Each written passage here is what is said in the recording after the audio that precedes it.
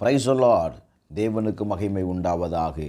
ஆண்டவரும் இரட்சகருமாய் இருக்கிற இயேசு கிறிஸ்துவின் நாமத்தினாலே உங்கள் யாவரையும் இந்த காலை வேளையில் வாழ்த்துகிறேன்.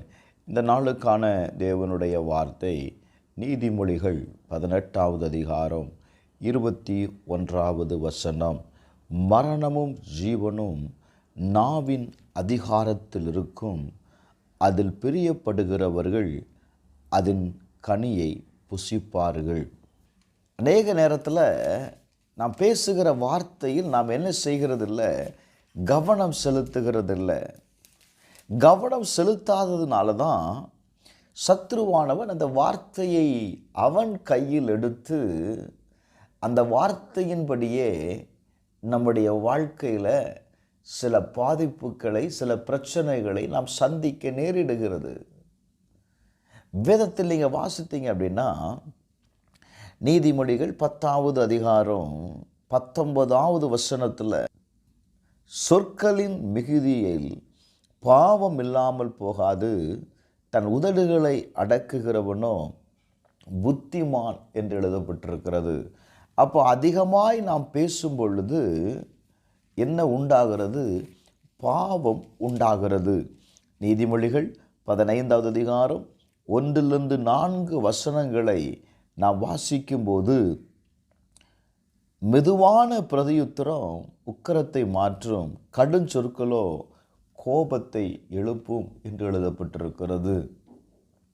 திடீர்னு நாம் கோபம் ஏன் வருது அப்படின்னு கவனித்து பார்த்தீங்க அப்படின்னா, கடுமையான வார்த்தைகளை நாம் பேசும் பொழுது கோபம் வருகிறது. கோபம் வந்த உடனே நமக்குள்ள என்ன வந்துடுது அப்படின்னா, 2 பேருக்குள்ள சண்டை வந்து விடுகிறது. நம்முடைய குடும்பத்தில் இருக்கிற சமாதானம் கெட்டு விடுகிறது. ஞானிகளின் நாவு அறிவை உபயோகப்படுத்தும், மூடரின் வாயோ புத்தி இனத்தை கக்கும். மூடரின் வாய் எதை கக்கும்? புத்தி இனத்தை கக்கும். வேதம் சொல்லுகிறது, கர்த்தருடைய கண்கள் எவ்விடத்திலும் இருந்து நல்லோரையும் தீயோரையும் நோக்கி பார்க்கிறது. ஆரோக்கியமுள்ள நாவு ஜீவ விருட்சம், நாவின் மாறுபாடோ நம்முடைய ஆவியை நொறுக்கும் என்று எழுதப்பட்டிருக்கிறது. நன்றாக கவனியுங்கள். நம்முடைய வாயிலிருந்து வருகிற மாறுபாடான வார்த்தைகள் ஒரு மனிதனுடைய ஆவியை நொறுக்கக்கூடியது. என கண்பானவர்களே, யாக்கோபு புஸ்தகத்தில் 3வது அதிகாரம் அதனுடைய 5வது வசனத்தை நீங்கள் வாசிப்பீர்களே ஆனால், அங்கே தெளிவாய் அப்போஸ்தலனாகிய யாக்கோபு சொல்லுகிறதை கவனியுங்கள். நாவானது சிறிய அவயமாயிருந்தும் பெருமையானவைகளை பேசும். பாருங்கள், சிறிய நெருப்பு எவ்வளவு பெரிய காட்டை கொளுத்து விடுகிறது. நாவும் நெருப்புதான், அது அநீதி நிறைந்த உலகம். நம்முடைய அவயங்களில் நாவானது முழு சரீரத்தையும் கரைப்படுத்தி ஆயுள் சக்கரத்தை கொளுத்து விடுகிறதாயும் நரக அக்கினியினால் கொளுத்தப்படுகிறதாயும் இருக்கிறது. Glory to God. நாவை அடக்க ஒரு மனுஷனாலும் கூடாது, அது அடங்காத பொல்லாங்குள்ளதும் சாவுக்கு எதுவான விஷம் நிறைந்ததுமாய் இருக்கிறது என்று சொல்லுகிறார். இன்றைக்கு அநேக குடும்பம் கணவன் மனைவி பிரிந்து இருக்கிறதற்கு காரணம் என்ன தெரியுமா? அவருடைய வாயின் வார்த்தைகள். குடும்பத்தில் சமாதானம் இல்லாமல் இருப்பதற்கு காரணம் என்ன தெரியுமா? வாயின் வார்த்தைகள். வேதம் சொல்லுகிறது, உன்னுடைய வாயின் வார்த்தை, நாவுக்குள்ள என்ன இருக்கா? சாவுக்கு எதுவான விஷம் நிறைந்திருக்கிறது.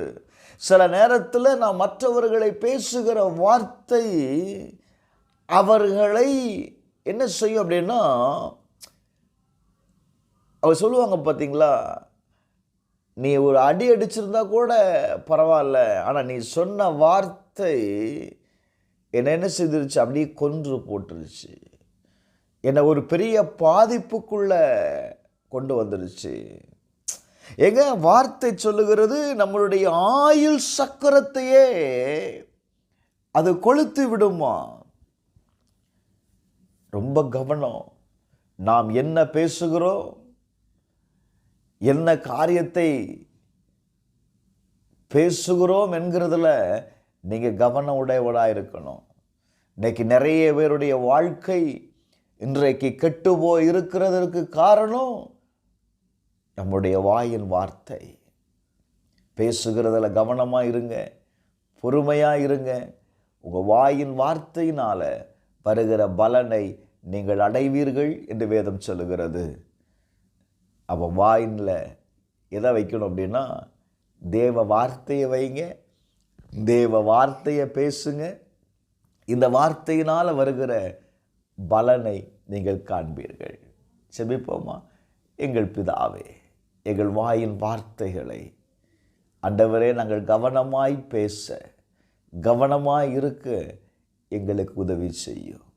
எரேமியாவின் நாவில் உங்கள் வார்த்தையை வைத்தீங்கப்பா, எங்கள் நாவிலையும் உங்கள் வார்த்தையை வைங்க. நடக்க வேண்டிய வழிகளை காட்டுங்க, பேச வேண்டிய வார்த்தைகளை தாங்க. இயேசுவின் நாமத்தில் ஜெபிக்கிறேன் பிதாவே, ஆமென்.